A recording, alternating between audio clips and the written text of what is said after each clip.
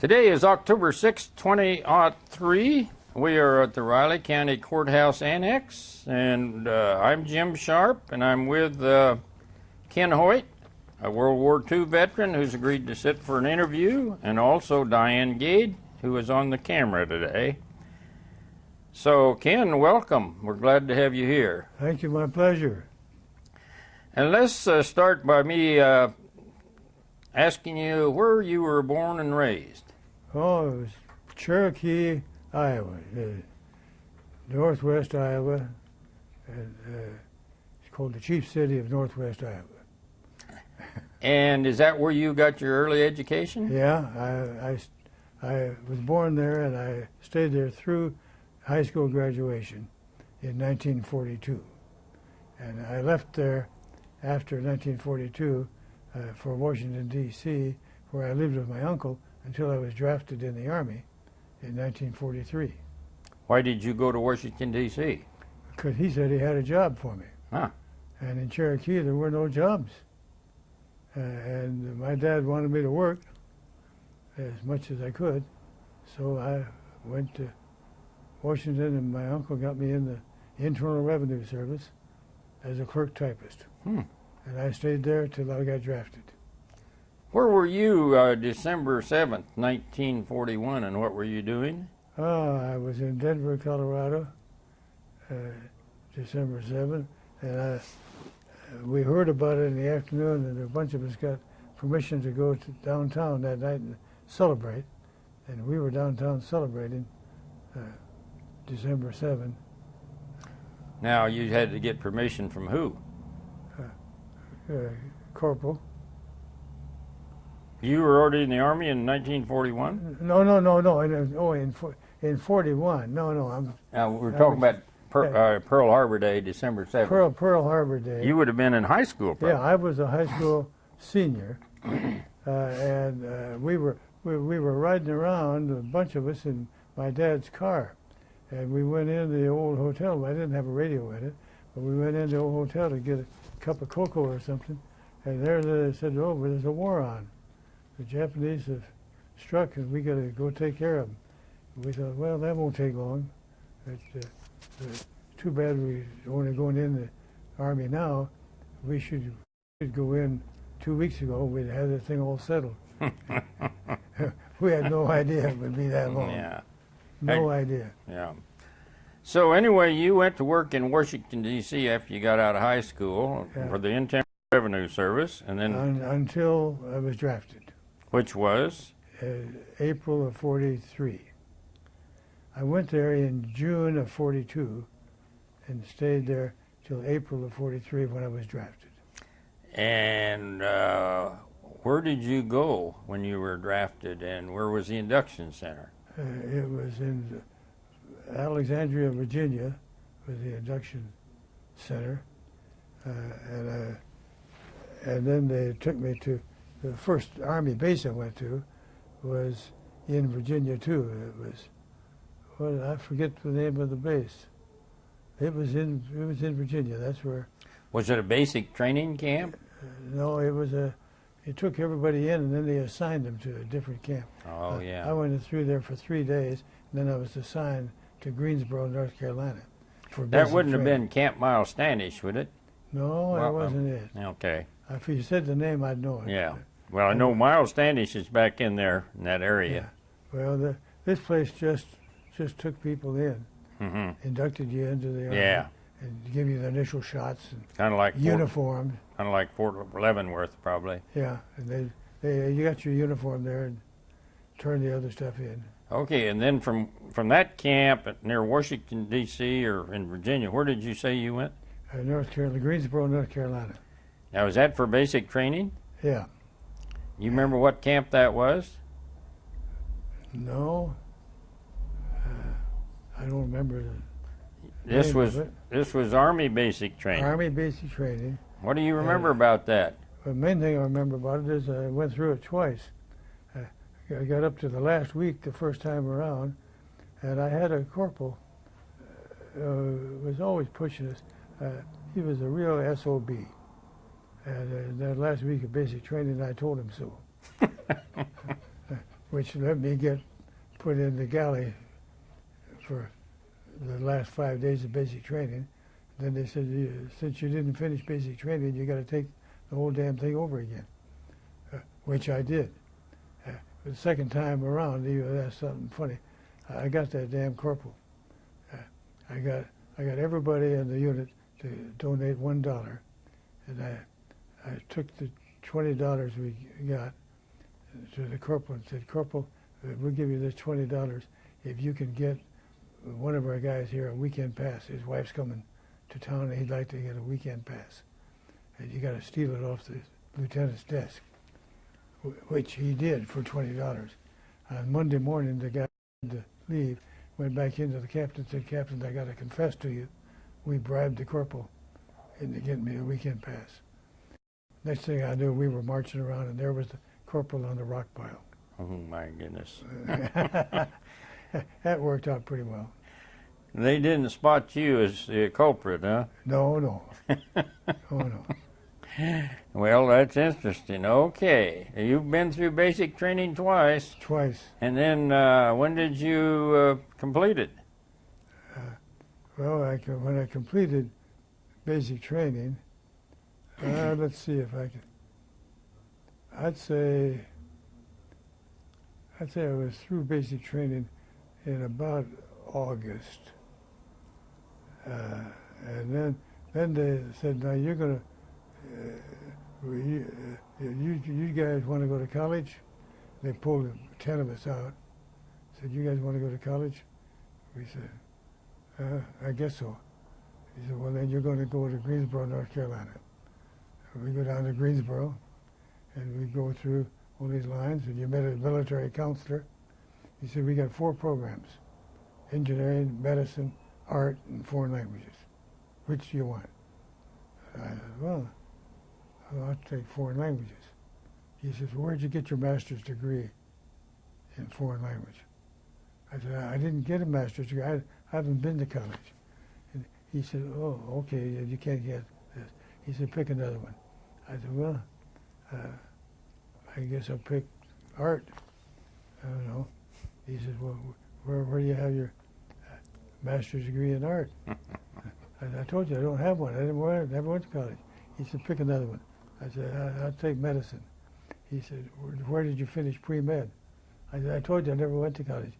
He said, "You're in engineering." And there I was, sent to Ball State Teachers College to study engineering, and stayed there 6 months. At the end of 6 months, they said, "We decided we're going to disband ASTP, and we'll send all you guys to the infantry. We got one more test you can take. That's this medical test." We all took it, and 4 of us were marked pass. So 396 I went to the infantry. I went with 3 other guys to University of Chicago to go through pre-med, which we did. But we got through pre-med in October, and then they discovered medical school had started in September. So they sent us out to Fitzsimmons General Hospital from October until the next September, when medical school would start again. And that's what we did. And I went to medical school then, that next fall. This was after VJ Day, just shortly when we started. In March of '46, they discharged us. Took us down to St. Louis and discharged us from the Army, and said, "Now all of you go back up to go to medical school on Monday." I said, "Hell, I'm not going to medical school. I don't want to be an MD." And I never went. Were they going to send you up there? They did. Oh. I was there. I was in medical school. And I would have But I mean, after they discharged you, they wanted you to go back up there. Oh, yeah. Yeah, they expected you to go up and start using your GI Bill. Yeah. Well, I didn't want to use my GI Bill that way. Well, I want to go back to Fitzsimmons. Now, you must have been there close to a year. I was there about 11 months. What were you doing there? Well, Besides killing time. killing time a lot of the time. We were put on medical assistant unit some of the time we'd walk around from room to room. I was first assigned to the nurse's TB ward, and we go in there, and the corporal told me one night, "You got to scrub all these floors." I said, "Corporal, I don't know how to scrub the damn floors." He said, "Okay, I'll scrub them for you today, and then you take it over." And he scrubbed them, and I followed him around. Then the Army captain, the med MD, came by and said, "Are you an ASTP?" And I said, "Yeah." He said, "Well, you don't want to be scrubbing floors." I said, "What could you do here that would be more helpful to our patients?" I said, "Well, Captain, I think it'd be more helpful to them if I just went around and visited every patient every day and just had a short visit." He said, "Oh, that's wonderful." He said, "You go visit the patients, we'll let the corporal clean the floor." And that's how we got out of that one. Okay. So now... And then they let me do a few other things. I was assigned for a couple of months. I was taking veterans home. You know, when the guy got out of the hospital, and being discharged, a lot of them were handicapped some, and I would ride with them on the train, first class, of course, back to their hometown and deliver them to their parents. I did that for 2 or 3 months. So you were probably traveling all over the I was United everywhere. States. I was everywhere, yeah. Well, that would have been pretty interesting, wouldn't it? Oh yeah, and all on first class accommodations. You know, they gave the GIs first class, and I was with them, so I got first class too. Well, now, were these soldiers that had been wounded in Yeah, the war? That's who they were. Had they seen their parents before the time you took them home? No, I took them for their first meeting. Were many of them crippled up pretty badly? Well, they were crippled up some, not many very badly. I wonder what was the reaction of some of these parents? They had big parties for them. Yeah. You know, and everything, it just went wild at that time. And I just stayed out of the way. You didn't go to any of the parties? No. Matter of fact, I'd go down, and I was supposed to go right back down to the train station and see how I could get on the train to get back to Denver. And I rode that Rocky Mountain Rocket, the Zephyr, the Denver Zephyr. They had some fancy trains at that time. You remember at the end of World War II? Oh, yeah. They had some very fancy trains. Well, and you probably, in those days, you probably didn't have to wait too long to get a passenger train back. No, I could get it. Yeah, I rode a lot of those. But I say that they let us go to school while we were waiting too. And I went to medical technician school and laboratory technician school. I enjoyed that. Good. All right. But I never was assigned to do any work in the area. So now I want to learn a little bit more about your top rank here. The top rank, PFC. I made PFC a number of times, more than once. And I got busted one time for they had us restricted to the barracks for the weekend because we hadn't cleaned the barracks up right. And I took off that morning, went horseback riding with one of the whacks. When I got back, the corporal was there. He said, "Where you been?" I said, "Church." He says, "Can you prove it?" I said, "No, but you can't disprove it." He said, "Well, I can take your rank away," and he did that. Right there. So it worked out all right. I didn't miss it. And so you went back up for PFC. I got $54 a month instead of $50. Yeah. That was all there was to that. So you got a reduction in pay of $4 each time you got busted. Yeah. That's right. That's right. It worked out not too badly. So anyway, then after Fitzsimmons, you got discharged? No, after Fitzsimmons, I went to medical school at the University of Iowa. They sent me there. Now we're in 44 or 45 or 45. Okay. In the fall of 45, I went to medical school at the University of Iowa. Not because I wanted to be an MD, because they assigned me to that. No one ever asked me if I wanted to be an MD. If they'd asked me, I would have told them, I think. But they never did. Well, they must have. How did they decide that? Was that aptitude tests or what? Yeah. They give us different tests. Mm-hmm. And then the last test, well, I was in that engineering program. I told you I did Ball State. 400 of us, 396 go to the infantry. 4 of us went to pre-med. We just had it, and the test was one test.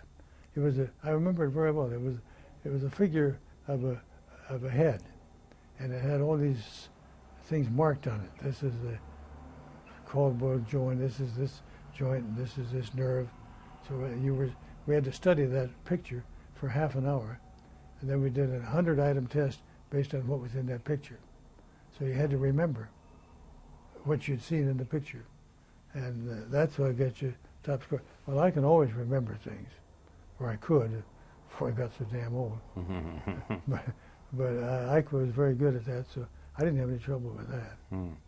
So then, after medical school at Iowa University, Yeah, I left. Well, when I was discharged from, when I resigned from medical school, I was. now you're still in the Army in medical school. Yeah. Okay. But they took us down to St. Louis to get discharged from the Army, with an assumption that we would go directly from there back to Iowa City and back to medical school. Well, I just never went back. And I say nobody ever asked me was I interested in being an MD. How long were you at Iowa? 9 months. Went there in August and stayed there. Oh, 8 months. Stayed there till April. So assuming you did want to be an MD. And I went back to Washington D.C. in May, and that's when I married my wife. I was just thinking of getting married. We've been married now 57 years. I think we wasted quite a while there. I should have stayed there one more day, got disability insurance from the Army, which I had I hurt my knee in the Army. In the basic training? Yeah, and I was on crutches quite a while. And it wasn't very good, but I didn't want to stick around to get the disability stuff, which was very dumb of me. Yeah. Well, I should have done it. Hindsight's pretty good. Yeah. Well, now let's see. Were you married before you got out of the service? No. Well, let's get you out of the service here. You're at Iowa University. Yeah.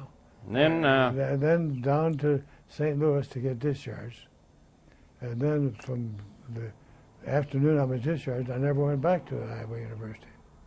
I just went up to Cherokee, my old hometown. That's where your fiance, my parents were there, and I stayed there a day or two. Then I went on to Washington D.C., where my girlfriend was. Yeah. Now tell me when you got discharged. You don't remember the month and year? Yeah, it was March of 1946. Okay. That's based. Is that based on a point system? Is that how you got discharged, or I got discharged. They discharged everybody in med school. Oh. Everybody that was in ASTP med school was taken down to St. Louis to get discharged.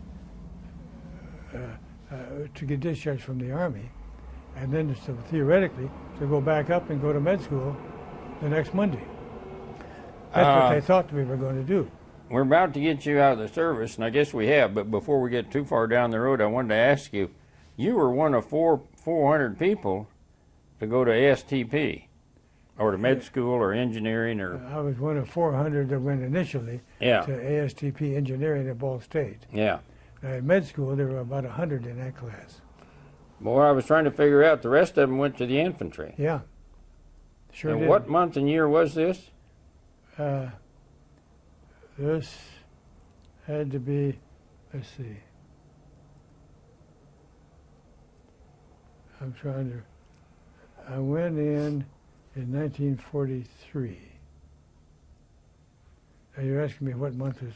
What month and year did you get selected to go to one of these 4 schools? And the rest of them went to the infantry. Well, okay. I was at Ball State. I went to Ball State in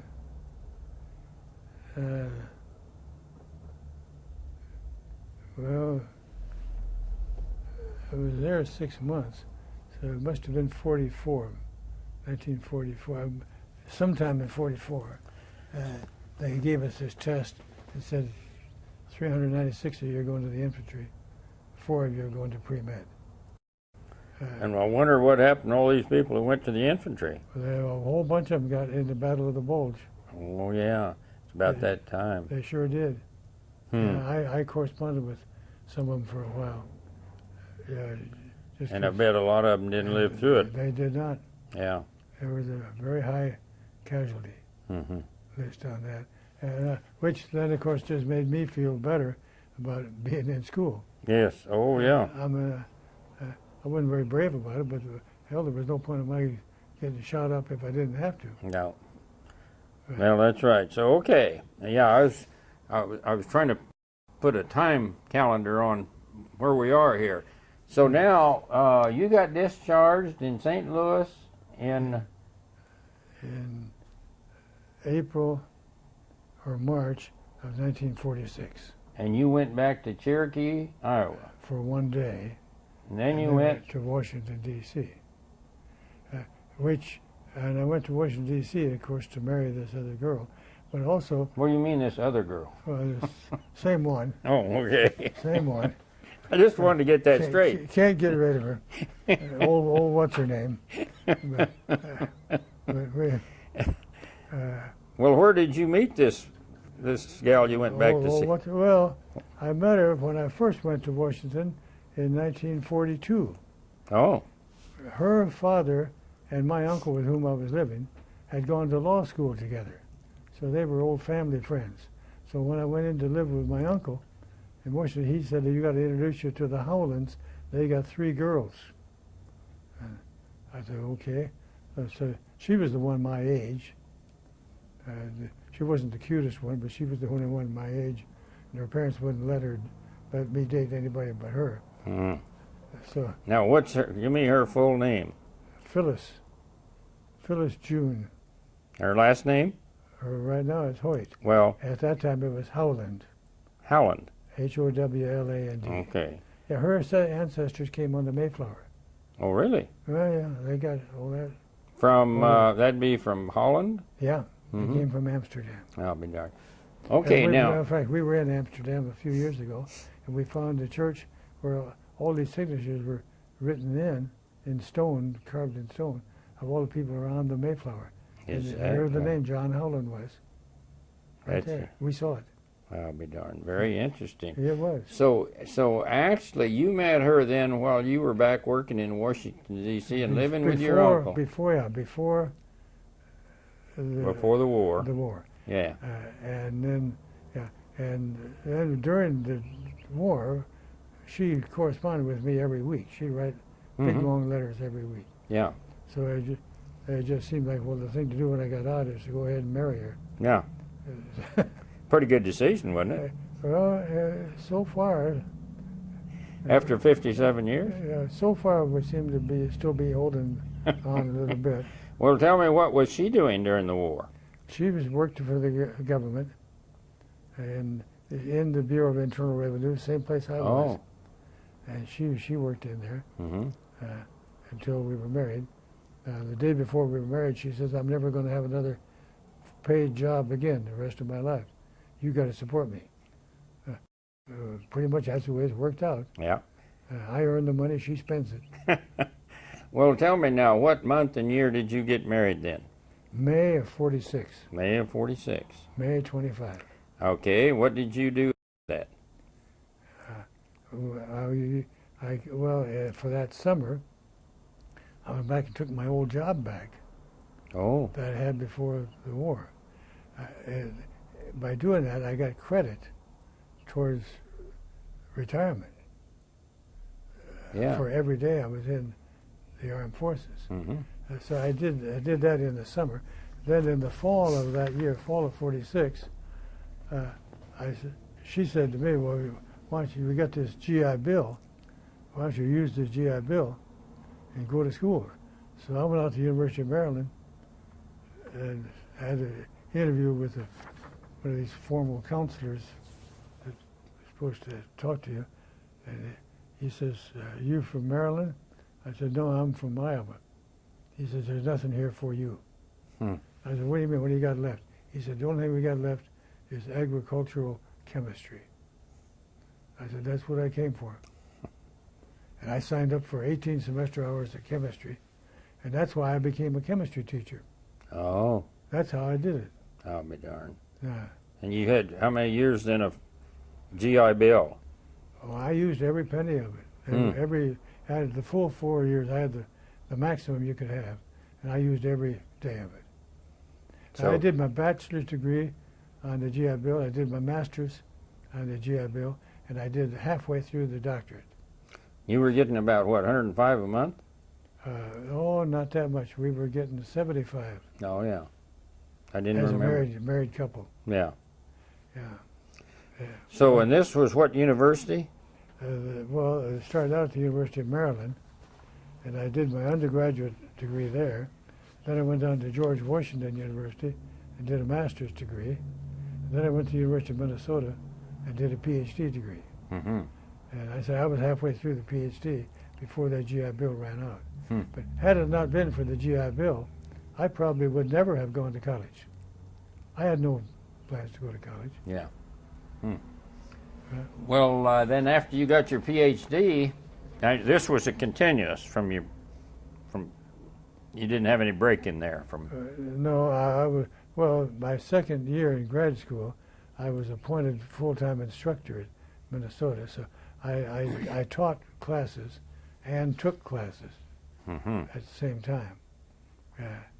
And then when I finally finished the PhD, the job was open at the University of Iowa to their counselor education program, so that's what I did. Now you're in counselor education now, but we started out in agriculture chemistry. Yeah, that's right. I enrolled in agricultural chemistry, but then I was interested in education. I became interested in it, and I went in and interviewed the associate dean. He said, well, what would you like to be? I said, well, I'd like to teach chemistry. So he signed me up, and I got certified to teach chemistry. But I was taking a course at that time. I was taking courses wherever I could get them because I had to have a part-time job, in the GI Bill and everything to try to go together. But I took one of the course in counseling from the guy out there that night, and he said to me, you really shouldn't be a chemistry teacher. You should be a counselor. I said, well, that sounds good to me. How do I do it? So that's when I went to George Washington University, got a master's degree in counseling. Okay. So then I worked as a school counselor for 3 years, and I had that. But then I went on and did the PhD at Minnesota. Mm-hmm. Interesting. Okay, you got your PhD. Yeah. Where do we go from here? Well, I went down to the University of Iowa and started their program in counselor education. I was the only one. I had 7 students, but I was the only professor in counselor education. By the time I left, that was in '54. I stayed there 15 years until 1969. By that time, I had 20 staff people. And it built up quite a bit. Yeah. And you left there in '69 and went to the University of Maryland, 69 to 74. And in '74, they were coming up with this concept of career education that Commissioner Marlin wanted to push, and it really appealed to me, related education that worked. Career education was a good thing. So they find that I wrote a book on it in '72, '73. What's the name of that book? Career Education, What It Is and How to Do It. Mm-hmm. I did it with 3 other guys. But I now have 11 books in career education. Is that right? Yeah, but they called me down there, and I agreed to go down to the U.S. Office of Education and run and open up and run the new Office of Career Education, so long as I didn't expect to stay there my whole career. And I stayed 10 years. I meant to stay 2, but I stayed 10. But then the Congress repealed the career education law, and I was left with nothing to do. Well, that's when I had to look around and find another place to go. Kansas State University offered me this University Distinguished Professor job, which is, it's a special Sure. designation here. Quite an honor. Yeah, there aren't many of us, but they offered it to me. Well, that was by far the best offer I had. So in '74, we moved downtown, and I was directed that office '74 to '84. I came here in '84. I've been here ever since. Now, can you describe for a layman like me what it means to be a distinguished professor? Well, yeah, it sort of means it's what you do after you make full professor, and you don't want to be a damn dean. And you wonder what could you do that would be better than being a full professor. So they invented this term, University Distinguished Professor, to stand for people that had done some supposedly outstanding things of one kind or another. Mm-hmm. And when they offered it to me, I was one of the first three. There are now about 30 in the university, Mm-hmm. but I was one of the first three. And when the provost hired me, and I said, "What's the job assignment?"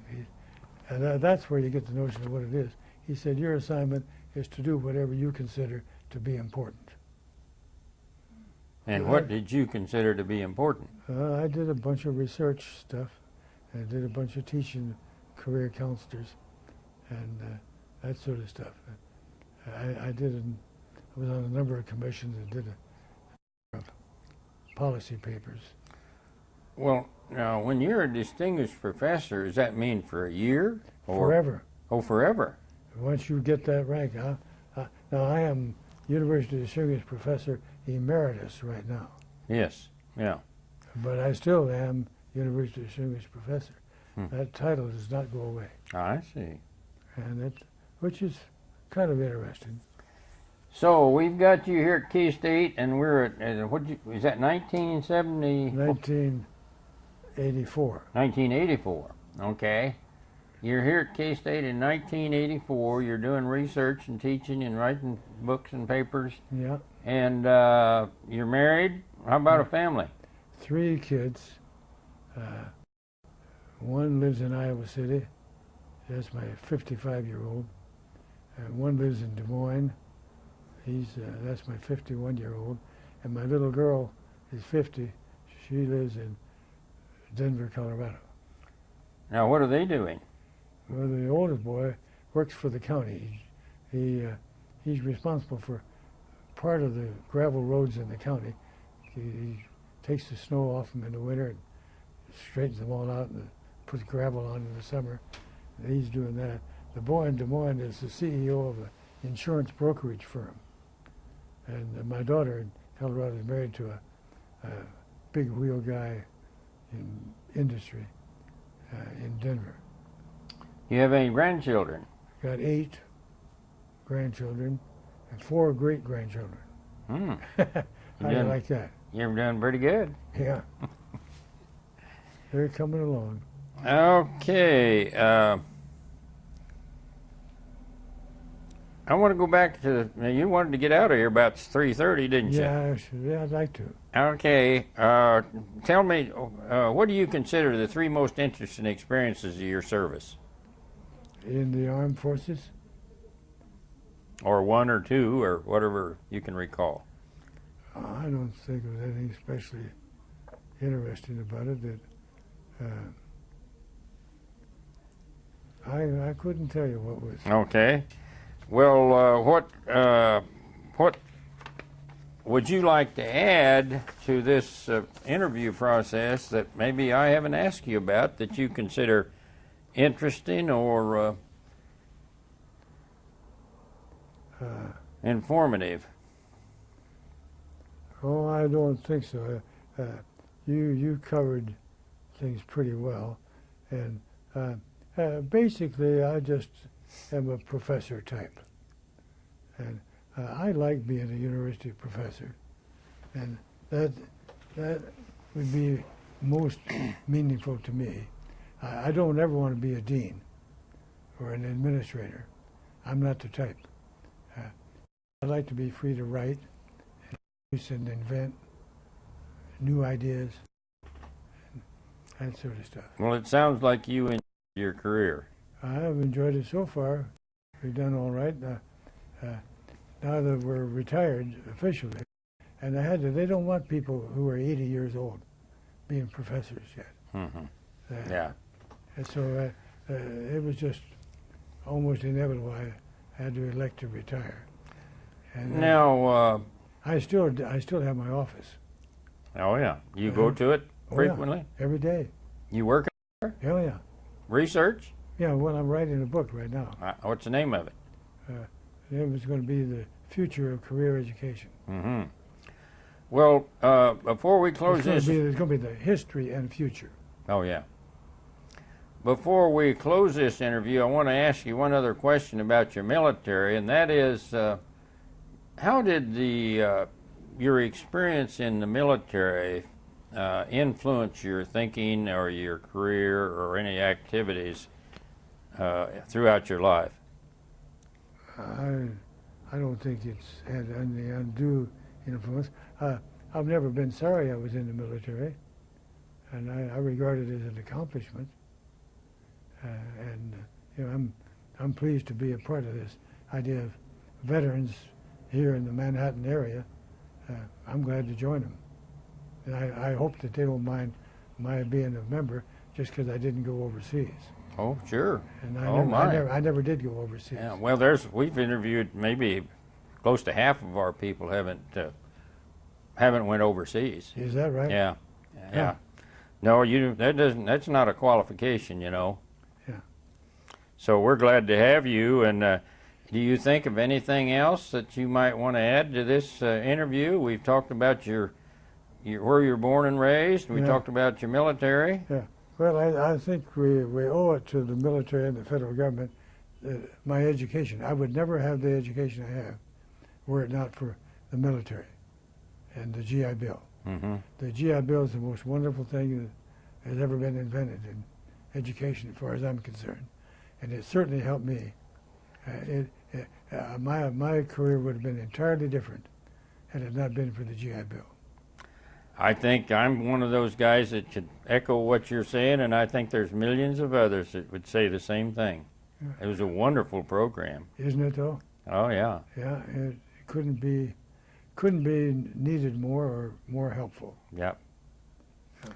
Anything else you might want to add before I think we're all right. Okay. Well, Ken, we really appreciate you coming in here and visiting with us. And my pleasure. We're going to give you a tape of this for your kids and your grandkids to view. Wouldn't that be something? Yeah. Then you won't have to, you see, you won't have to explain all this that you've explained to me. You can say, well, here's